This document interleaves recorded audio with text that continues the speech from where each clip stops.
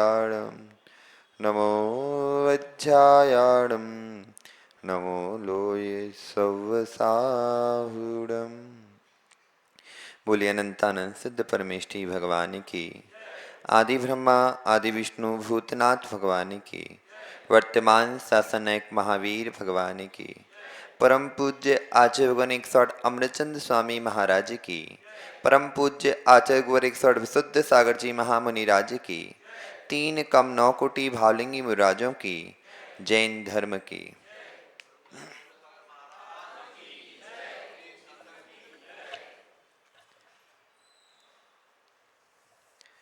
भव्यवर आत्माओं, हम सभी अपने जीवन को उत्तम से अति उत्तम बनाने के लिए भगवती माँ जिनवाणी का रसस्थान कर रहे हैं।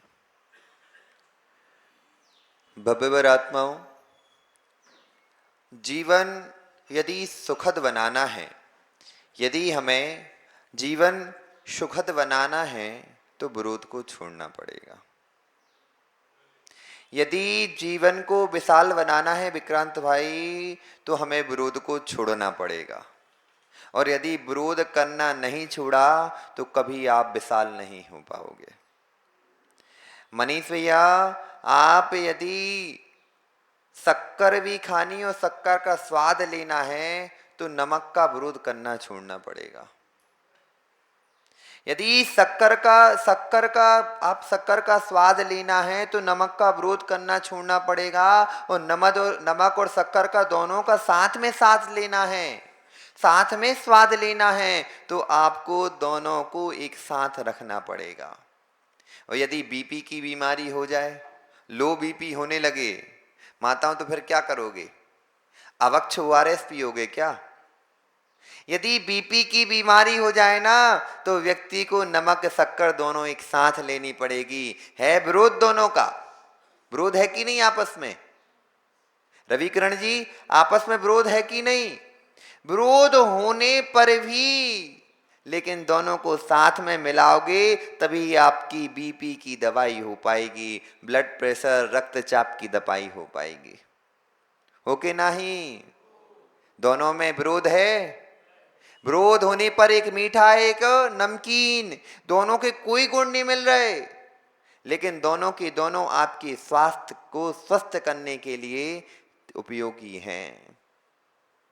जितनी विशालता आपको चाहिए संजय भैया, जितनी विशालता आपको चाहिए, उसकी विशालता को प्राप्त करने के लिए आपको पूर्ण ज्ञान होना चाहिए। आचार्य भगवान अमृतचंद स्वामी चौथे श्लोक में यही बताने की कोशिश कर रहे हैं कि वक्ता का गुण कैसा हो, वक्ता का गुण कैसा हो, वक्ता होना कैसे चाहिए। तो आचार्य भगवान कहते हैं उसको सभी चीजों का ज्ञान होना चाहिए। जिसकी वाणी में किसी का विरोध ना होते हुए भी सब विरोधी धर्मों को एक साथ रखकर जो बता दे वो वक्ता है, नहीं तो वक्ता है।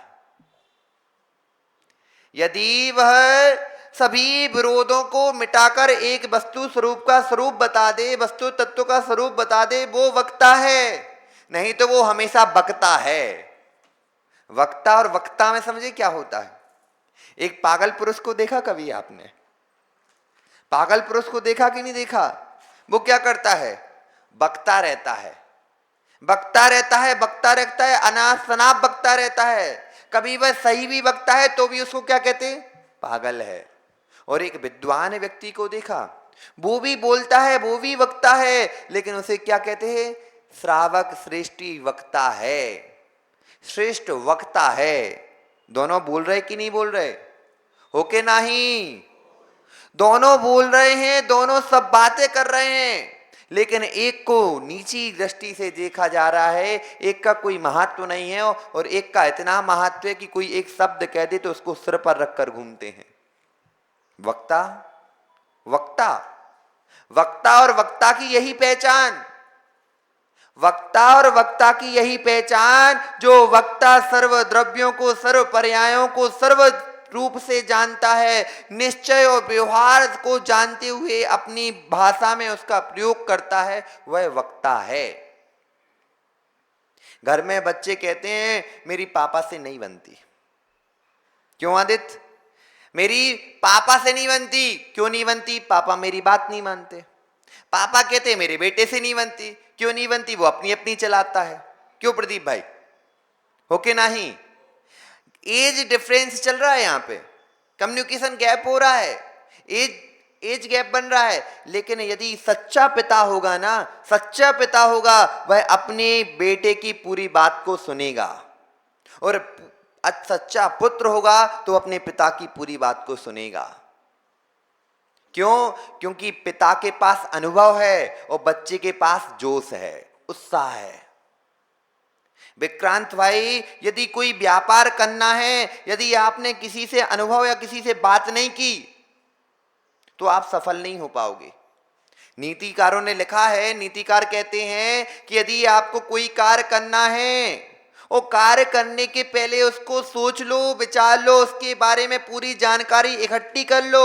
और जब तक जानकारी इकट्ठी पुख्ता ना हो जाए तब तक कार्य मत करो। और जब जानकारी पूरी इकट्ठी हो जाए तो फिर कार्य करने लगो। और कार्य करते समय फिर सोचना मत। और कार्य करते करते आपने सोचा तो आपका कार्य भी विफल हो जाएगा, सफल नहीं होने वाला।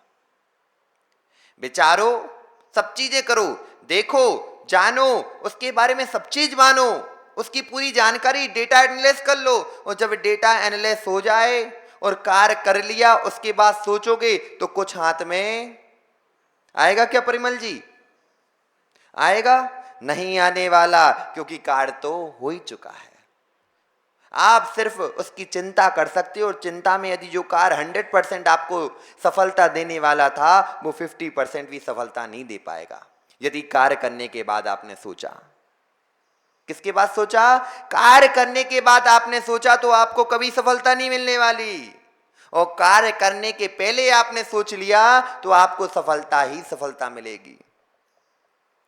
आदित्य, रोटी खा रहे हो, रोटी जानते, भाकरी खा रहे हो, आपको क्या भाकरी खानी है पहले डिसाइड कर लो।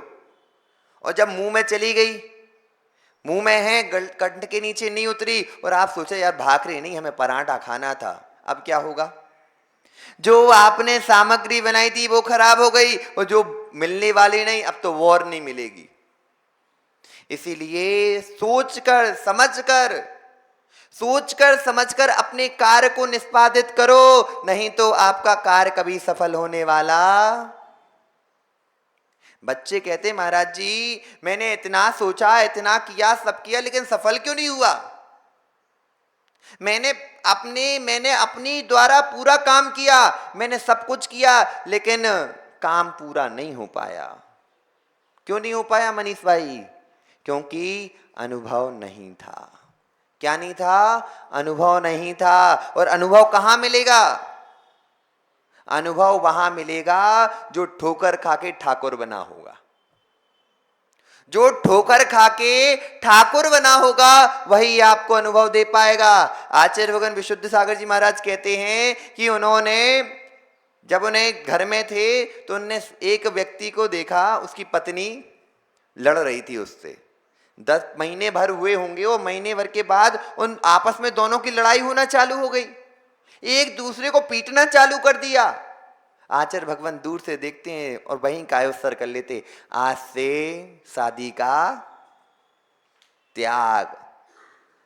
आचार्य कहते हैं कि वह मैंने उसको देखकर, दूसरे को देखकर मैं ठाकुर बन गया। क्या बन गया?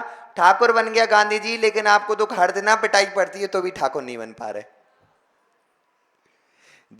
संसार में 3 प्रकार के लोग होते हैं।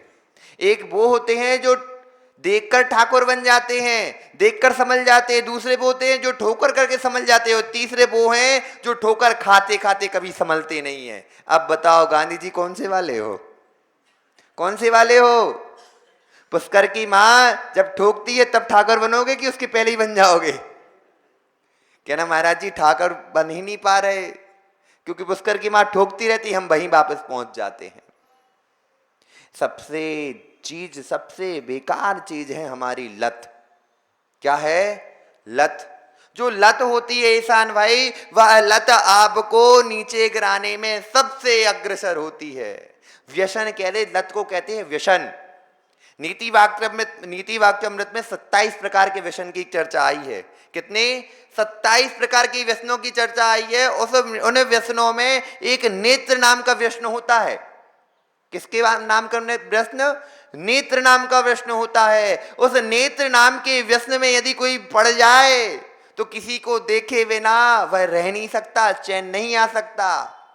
प्रथमेश, प्रेमिका ना देखे फिर देखो।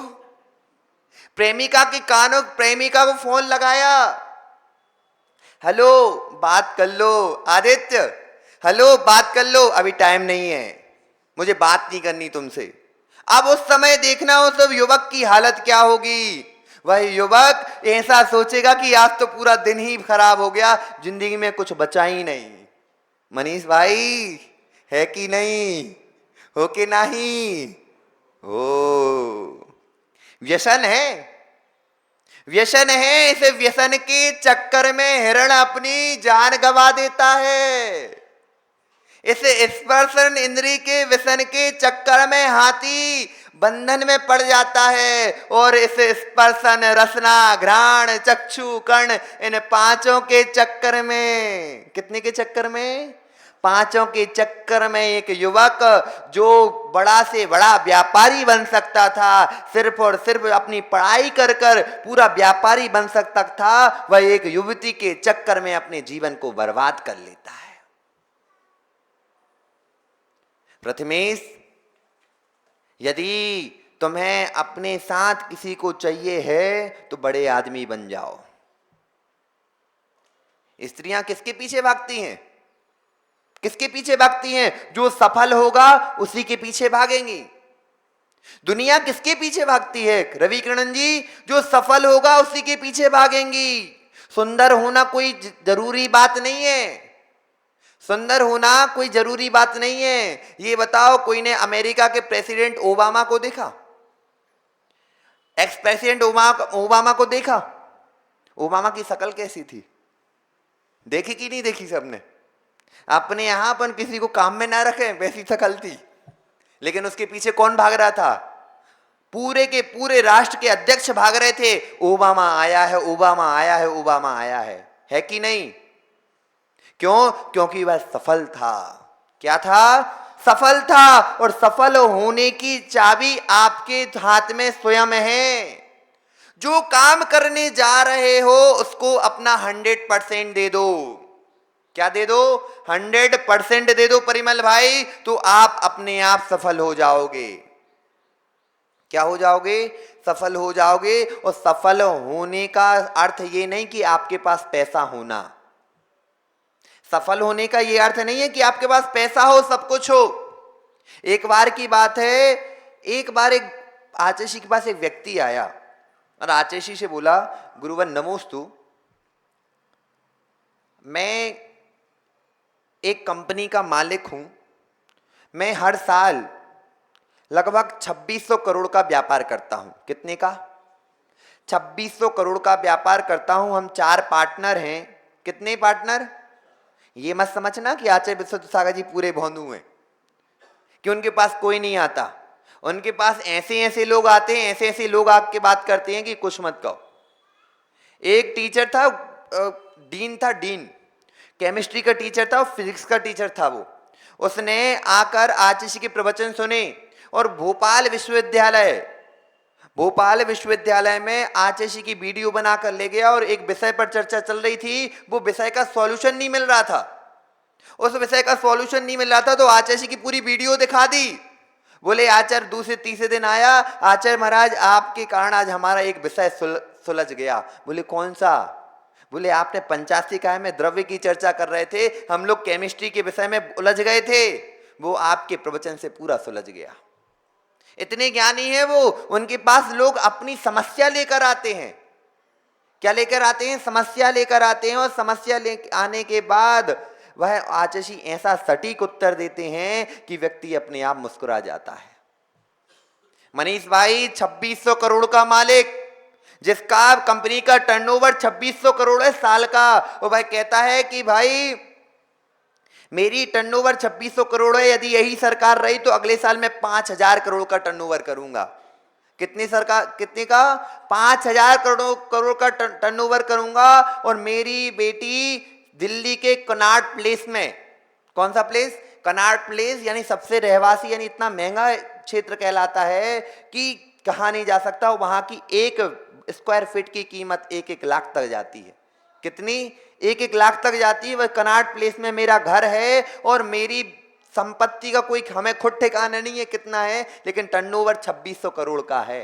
और आने वाले में 5000 करोड़ करने की इच्छा है। बस आपसे एक प्रश्न है गुरुवर, आप ये बताइए मैं सफल हूं कि नहीं? मैं आदित्य, मैं सफल हूं कि नहीं? आचार्य श्री के लिए एक बात कहते हैं, तुम्हारे सफल होने की चाबी ये बताओ, तुमसे सब खुशी हैं कि नहीं?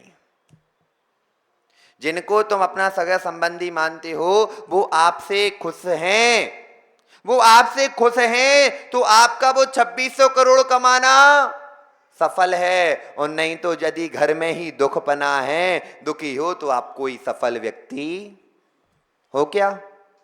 यदि सूखी रोटी खाकर भी आप सुखी हो तो आप सफल हो। और तो और आप हर दिन 56 भोग खा रहे हो और सुखी नहीं हो तो आप सफलता की परिभाषा इतनी सी है, सुखी तो सफल, दुखी तो असफल।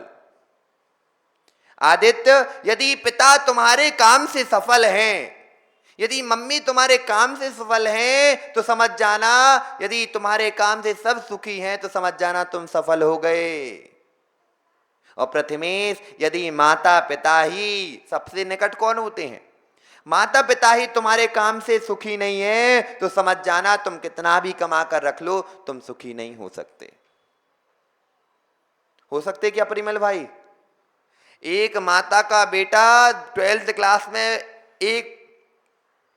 12th क्लास में यदि वह सिर्फ 33% से भी पास हो जाए ना, कितने से?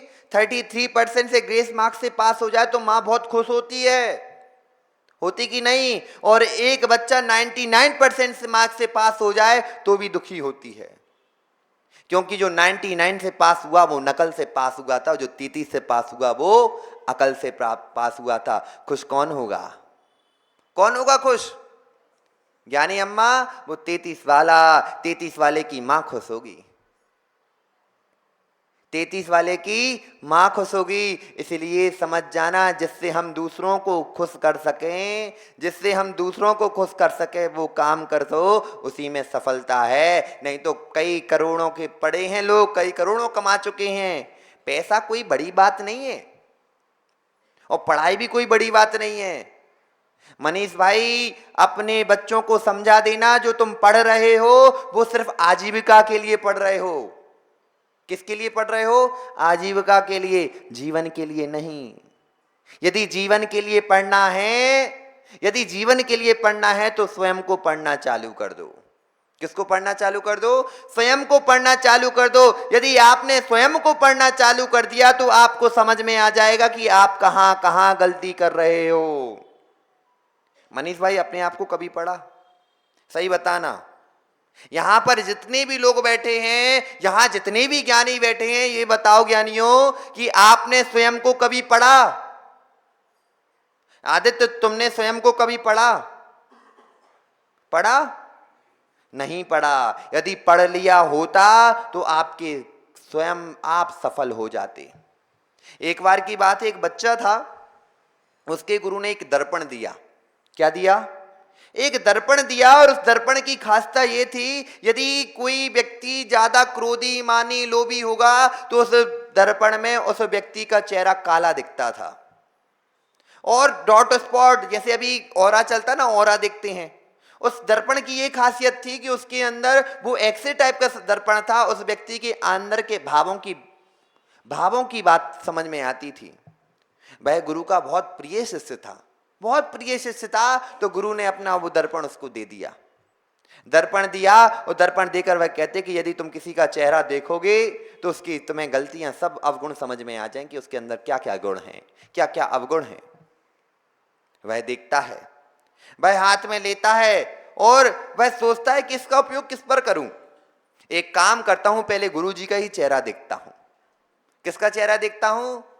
गुरु जी का ही चेहरा देखता हूं। और गुरु जी का चेहरा देखता है और गुरु जी के चेहरे के सामने उसमें काम, क्रोध, मान, माया, लोभ सब चीजें थी, पूरी साफ नहीं हो पाया। उसके अंदर श्रद्धा टूट जाती है।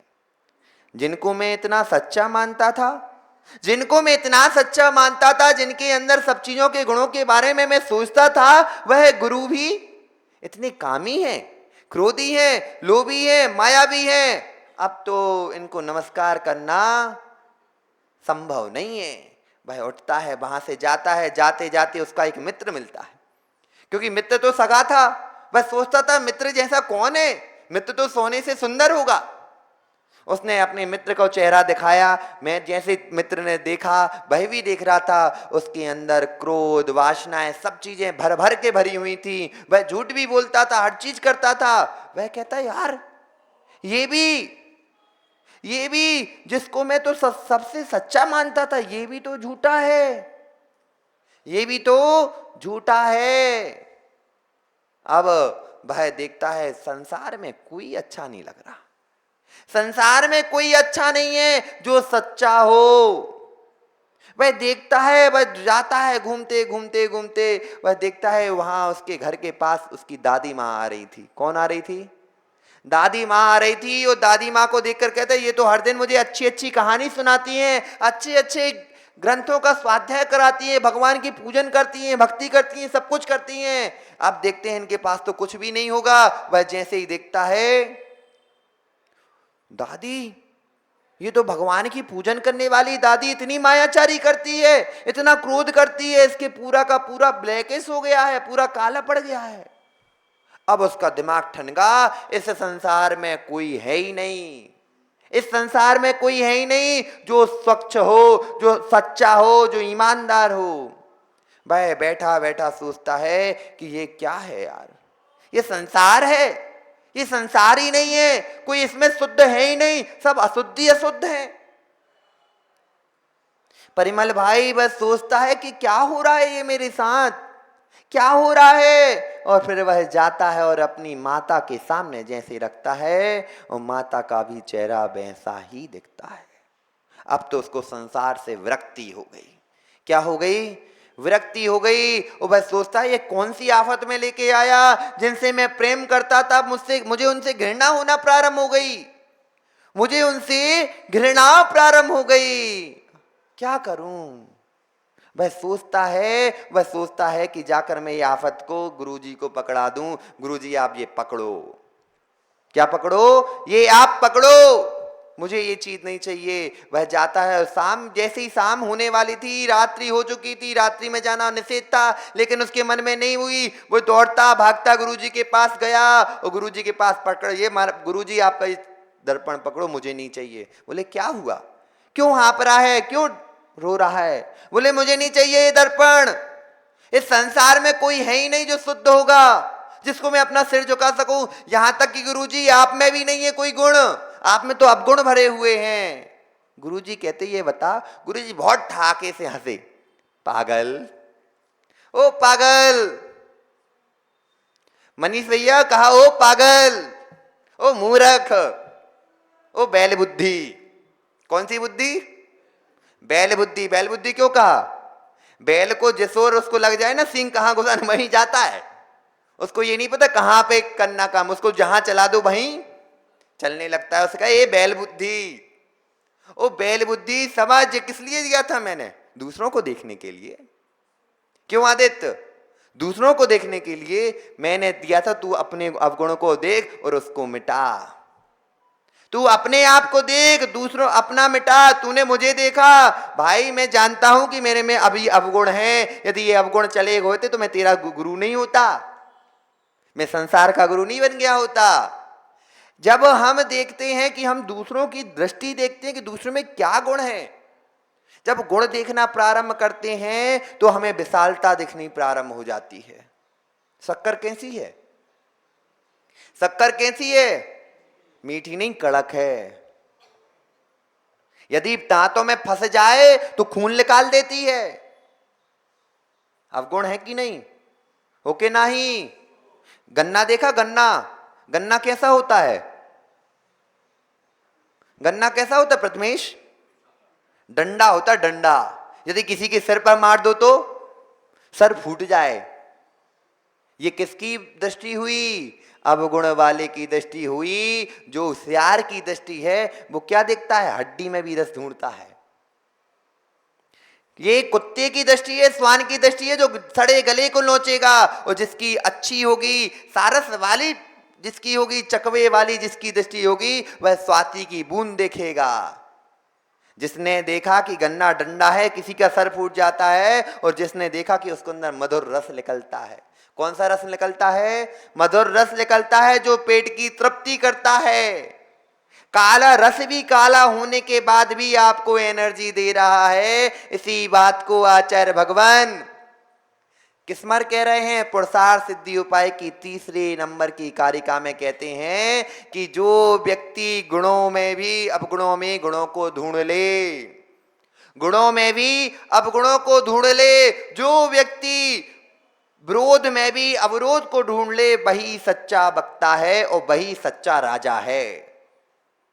अध्यक्ष जी, अध्यक्ष हो कि नहीं? किससे? परंपरा से अध्यक्ष बने कि योग्यता से अध्यक्ष बने? पहले कहो, परंपरा से बने। किससे बने?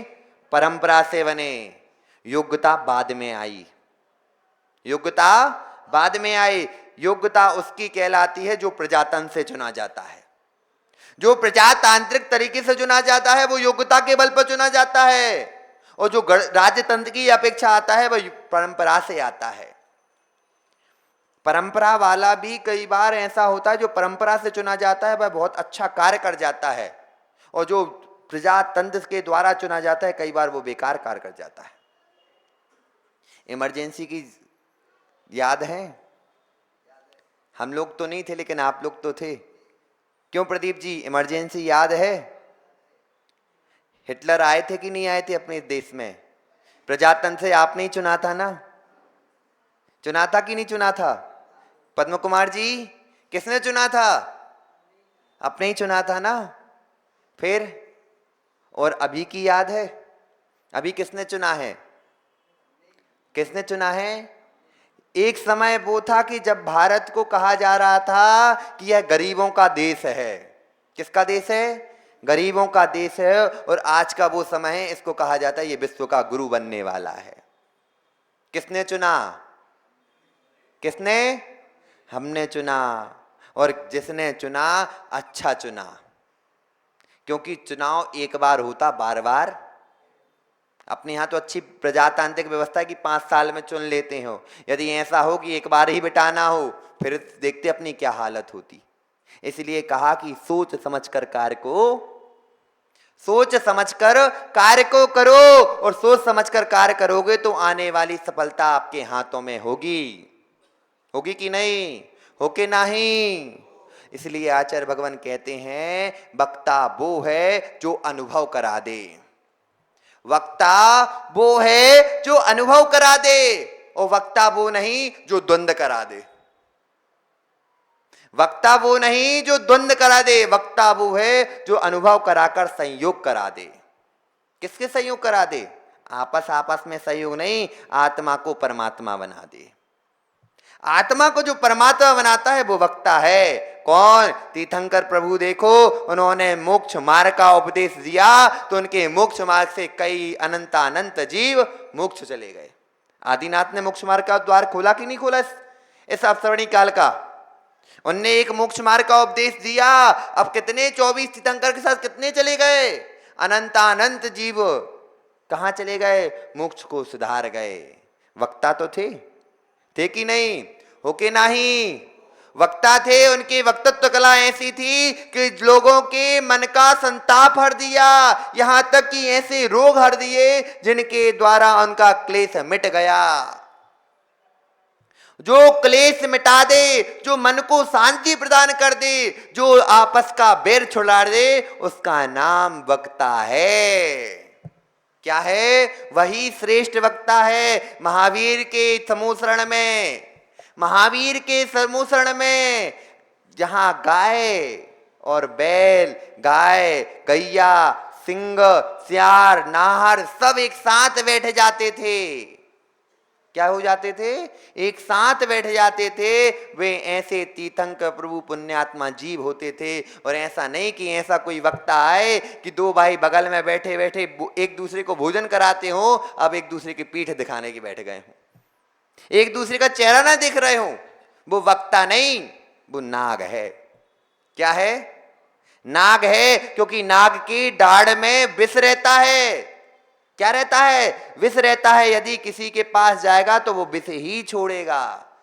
इसलिए आचार्य भगवान कहते हैं कि जो मुख्य और उपचार की व्याख्या करता हो, मुख्य और गौणता की व्याख्या के द्वारा वस्तु का निरूपण करता हो, जिसको व्यवहार नहीं की अपेक्षा और निश्चय नहीं की अपेक्षा पूरी बातों का ज्ञान हो, जो निश्चय से भी वस्तु का स्वरूप जानता हो, जो व्यवहार से वस्तु का स्वरूप की व्याख्या करता हो, वही श्रेष्ठ वक्ता है। क्या है? वही श्रेष्ठ वक्ता है। देखो निश्चय है क्या माताओं? निश्चय है क्या? निश्चय जो हम कथन भी कर रहे हैं वो निश्चय में नहीं कर रहे। प्रदीप जी निश्चय क्या है? आप जीव हो। आदित्य खड़े हो जाने बेटा एक बार। आदित्य तुम आदित्य हो पक्का? तुम जीव हो? हाथ जोड़ लो। जीव हो पक्का? तुम पिता हो? पिता हो? बेटा हो? भाई हो? भांजे हो? तुम कितने हो? कितने हो तुम? तुमने तो 10 संबंध गिना दिए। कितने हो तुम? 10 हो क्या? एक हो ना? एक है ना? अब ये बताओ इसके जो भेद कर रहा है, भेद हो रहा कि नहीं हो रहा?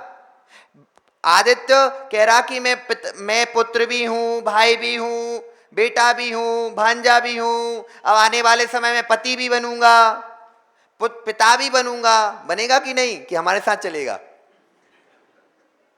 हाँ, हमारे साथ चलना हो तो चलो, फिर तुम्हें जगत पिता बनाएंगे। ये चीज किससे चल रही? चतुर संतोष जी, ये व्यवहार का कथन है। किसका कथन चल रहा? व्यवहार का कथन चल रहा है। व्यवहार में जो जो चीज है वह निश्चय निषेध कर देता है। मनीष जी मनुष्यो, मुंडी तो हिला दो, हाँ तो करो। मनुष्यो निश्चय कहेगा नहीं, नारकियो बोलेगा नहीं, देव हो बोलेगा नहीं, त्रियंशो बोलेगा कि नहीं। एक दर्शन हुआ है, एक दर्शन में एक माया माया कहा जाता कि सब कुछ क्या है? माया है। क्या कहा जाता? माया है। एक व्यक्ति था वो बहुत ज्यादा माया माया करता था। को भी देखो, मनीष भाई यही ले लो, क्या है ये? क्या दिख रहा? बोले कुछ नहीं, माया है। मनीष भैया बोले सबकी माया है, माया है, माया है। एक बार एक राजा को बात पता चली, वो किसी को मार दे, किसी को चांटा मार दे, बोले कुछ नहीं हुआ, ये माया है, तेरा भ्रम है। किसी की चोरी कर ले, बोले भ्रम है, चोरी नहीं हुई तेरी, तेरा भ्रम है। अनाचार करना प्रारंभ कर दिया उसने। अनाचार करते हुए सबसे बोलता कुछ नहीं हुआ, ये भ्रम है तेरा, कुछ नहीं हुआ तेरा, भ्रम है, भ्रम है, भ्रम है, शुद्ध है, शुद्ध है, शुद्ध है। अब शुद्ध शुद्ध करके उसने क्या किया, एक बार राजा परेशान हो गया उससे। राजा के पास गया, राजा ने उसको बुलाया, बोले प्रणाम। बोले क्या है? बोले महाराज मैं तुम्हें क्यों प्रणाम करूं, तू तो माया है। उन्होंने बोला प्रणाम कर। बोले तुझे क्यों प्रणाम करूं, तू तो माया है, तू कुछ नहीं है। बोले माया हूं, बताता हूं। बोले ये बता, ठीक ये सवाल आ गई, ये क्या? ये माया है। बोले अच्छा माया है। सैनिकों को, सैनिक पकड़ो इसे, इसको मिर्ची का धुआं दिया जाए। क्या दिया जाए? मिर्ची का धुआं दिया जाए। अब उसको टांग रहे, बोलो माया है? बोले हाँ माया है।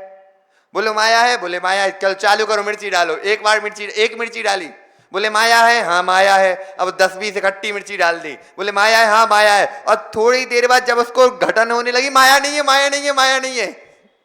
बोले माया नहीं है, सच्चा है, सच्चा है। अब बोलो माया है? नहीं है। फिर उसके बाद उस जैसे नीचे उतारा, उतारने के बाद राजा के पास ले गए और राजा के पास जाकर वो बोला क्या है? बोले माया थी महाराज, सब माया है। बोले धत तेरे की, इतना समझाया तो भी माया बोल रहा। क्या हमारी ये दशा है? हमारी ये दशा है कि नहीं? नहीं प्रदीप जी, सबसे अच्छी दशा तो यही है कि अपन माया में जी रहे हैं। आप स्वयं को कभी नहीं देख रहे। स्वयं को यदि आपने पढ़ लिया होता तो यहां विसंवाद ही नहीं होता। जो क्रियाओं में विसंवाद कर रहे हो कि मैं दीपक नहीं जलाऊंगा, ये दीपक जलाएगा, ये पंचामृत नहीं करेगा, ये पंचामृत करेगा, ये किसकी क्रिया चल रही है? क्या निश्चय में ये चीज है? निश्चय ये बात कहता है? ये सब क्रियाएं हैं। क्या है? क्रिया है धर्म से जुड़े रहने के लिए। धर्म है क्या? वो सच्चा धर्म है क्या? आप लोगों ने आपकी क्रिया के चक्कर में बच्चों को धर्म से दूर भगा दिया। गांधी जी, आपने कहा मैं दीपक जलवा के ही रहूंगा, और दूसरा कह रहा मैं दीपक बुझा के ही रहूंगा। संजय से कह रहे मैं दीपक बुझाऊंगा, आप कह रहे मैं दीपक जलाऊंगा। अब दोनों लड़ बैठे, और उसी समय आदित्य पहली बार आया था। पहली बार मंदिर आया था आदित्य का। जय जिनेन्द्र परमानंद, दोनों लड़ो, हम आज से मंदिर आना। क्या किया आपने? क्या किया? एक निश्चयवादी होकर लड़ रहा था, एक व्यवहारवादी होकर लड़ रहा था। क्या धर्म में निश्चयवादी का लोप है? क्या व्यवहारवाद का लोप है? दोनों की जब समता चलेगी तभी धर्म चल पाएगा। और एक बार कहोगे कि महाराज जी हमारे बच्चे मंदिर नहीं आते, वो स्पष्ट मुंह पे बच्चे कहेंगे क्यों मंदिर जाए, तुम दोनों तो लड़ते रहते हो। लड़ना है तो घर में लड़ लेंगे हम तो। किस में लड़ लेंगे? चतुर संतोष जी, ओ भोले संतोष जी, कहां लड़ोगे? वो कहेंगे हम घर में लड़ लेंगे, वहां लड़के करना क्या है? उनने भी सुना है, धर्म क्षेत्रे कृतम पापम अन्य क्षेत्रे कृतम पापम धर्म क्षेत्रे विनश्यति, धर्म क्षेत्रे कृतम पापम वज्रलेपो न भविष्यति। जो अन्य क्षेत्र में किया हुआ पाप है वह धर्म क्षेत्र में आकर मिट सकता है, और धर्म क्षेत्र में किया हुआ जो पाप है वह वज्र के लेप के समान कभी मिटता नहीं, उसको भोगना ही पड़ेगा। क्या करना पड़ेगा? भोगना ही पड़ेगा। कोई भी मीटिंग बिठाई, अभी चतुर्दशी आने वाली है, अनंत चतुर्दशी, हमारे यहाँ बुंदेलखंड में कहते हैं उसको किचकिच चतुर्दशी, किचकिच चतुर्दशी, क्योंकि उसी दिन पूरा लेखा जोखा लेके आ जाते हैं। क्योंकि खाली पेट है, कोई काम है नहीं है, तो मंदिर का लेखा लेके बैठ गए। उस दिन लड़ाई चालू हो गई। भाई अपन धर्म का काम कर रहे हैं। किसका काम कर रहे हैं संजय भैया? धर्म का काम कर रहे हैं। उसमें पुण्य का बंध हो, पाप का बंध ना हो जाए। ऐसा ना हो कि आने वाली पीढ़ी आपके धर्म को छोड़कर अन्यत्र बजाते हुए मिल जाए कि वहां अच्छा है, वहां तो लड़ाई तो होती नहीं। जहां पर यदि आपको अपने घर को भी संभाल के रखना तो विसंवाद करना बंद कर दो, अपनी दृष्टि को विशाल बना लो। जहां पर विरोध है वहां पर विशालता हो ही नहीं सकती। विरोध हो लेकिन विरोध उजागर ना हो। निश्चय धर्म है, निश्चय धर्म है। स्पष्ट विरोध कर रहा कि ये नारकी नहीं, ये त्रियंच नहीं, ये कुछ नहीं, लेकिन वहीं पर व्यवहार कह रहा यदि आप हमें नहीं मानोगे तो आप पुण्य क्रिया नहीं कर सकते, पाप क्रिया नहीं कर सकते, जीवों को जला नहीं सकते, जीवों की जो गतियां हो रही हैं वो कर नहीं सकते। कौन बताएगा ये जीवों की गतियां? जो आप पढ़ रहे हो वो किससे पढ़ोगे? व्यवहार ऐसे ही पढ़ोगे ना, व्यवहार से ही पढ़ोगे ना। और निश्चय कहेगा कि तुम व्यवहार से काम कर लो, जब व्यवहार से विरक्ति होने लगे तब हमारे पास आ जाना। कहां आ जाना? तब हमारे पास आ जाना। लेकिन जब तक विरक्ति ना हो तब तक धार्मिक क्रिया करना बंद मत कर देना। जब तक धार्मिक क्रिया करना बंद मत कर देना। परिमल जी ने दुकान खोली, परिमल जी ने दुकान खोली, और दुकान चल रही थी, अच्छी चल रही थी। अब परिमल जी ने सोचा कि इस दुकान में अब एक नई फैक्ट्री लगा देते हैं। क्या लगा देते हैं? एक नई फैक्ट्री लगाते हैं। और फैक्ट्री लगाने के बाद अब वो फैक्ट्री चल रही। अब इनने क्या किया कि फैक्ट्री तो लगा ली और दुकान बंद कर दी। फैक्ट्री लगा ली और दुकान बंद कर दी। अब बताओ इनका, और वो फैक्ट्री चल नहीं रही, अब बताओ इनका घर चल पाएगा क्या? घर चल पाएगा? चतुर संतोष जी, घर भी नहीं चल पाएगा। एक तो दुकान से गए और दूसरा फैक्ट्री से गए। इतने यहां से पूरनपुरी चली गई और वहां से बासुंदी चली गई, अब खा पाओगे कछु? खा पाओगे? नहीं खा पाओगे। इसलिए क्योंकि आपका समय हो चुका है। विरोध किसी का मत करो। हाथ जोड़ लो, अपन इसका उच्चारण करते हैं। मुख्योपचार विवरणम निरस्तम दोष निर्वेदरो बोध व्यवहार निश्चय अज्ञा प्रवर्ते जगति तीर्थम। आचार्य भगवान कहते हैं निश्चय भी जरूरी है और व्यवहार भी जरूरी है। जो निश्चय की अकेली बात करता है, व्यवहार की बात नहीं करता, वो नाग के समान है। किसके समान है? नाग के समान है। और जो व्यवहार की बातें करता है वह भी नाग के समान है, क्योंकि दोनों के अंदर विष भरा हुआ है। क्योंकि धर्म के अंदर निश्चय और व्यवहार की चर्चा होती है। जो निश्चय और व्यवहार दोनों को एक साथ लेकर चलता है वही श्रेष्ठ वक्ता है, नहीं तो सब वक्ता हैं। श्रेष्ठ वक्ता कौन? जो संवाद को मिटाकर संवाद में परिवर्तित कर दे, वही श्रेष्ठ वक्ता है। जो व्यवहार की बात व्यवहार रूप बताए, जो निश्चय की बात निश्चय रूप बताए।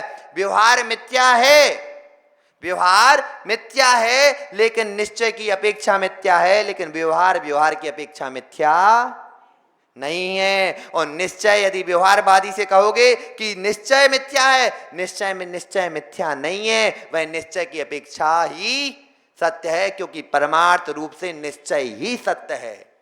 परमार्थ रूप से निश्चय ही सत्य है। क्योंकि निश्चय की जब तक दृष्टि नहीं होगी तब तक आप भगवान नहीं बन सकते, और व्यवहार की दृष्टि नहीं होगी तब तक आपका सांसारिक कार्य नहीं चल सकता। इसलिए निश्चय व्यवहार की रस्सी को बराबर खींचते रहो। एक को कभी गौण कर दो, एक को कभी मुक्त कर दो। कभी व्यवहार को मुक्त कर लो तो निश्चय को गौण कर दो, और निश्चय को मुक्त कर लो तो व्यवहार को गौण कर दो। तभी आपको मोक्ष मार्ग रूपी नवनीत मिलेगा। नहीं तो भूल जाओ, घर में मट्ठा भी नहीं मिलने वाला, ताक भी नहीं मिलने वाली। इसलिए मुख्य गौण की विवक्षा को समझो और अपने जीवन को सफल बनाओ। यदि समय पर संभल गए तो समय की प्राप्ति हो जाएगी। क्योंकि समय पर किया हुआ काम समय को दिलाता है। बोलो भगवान महावीर स्वामी की।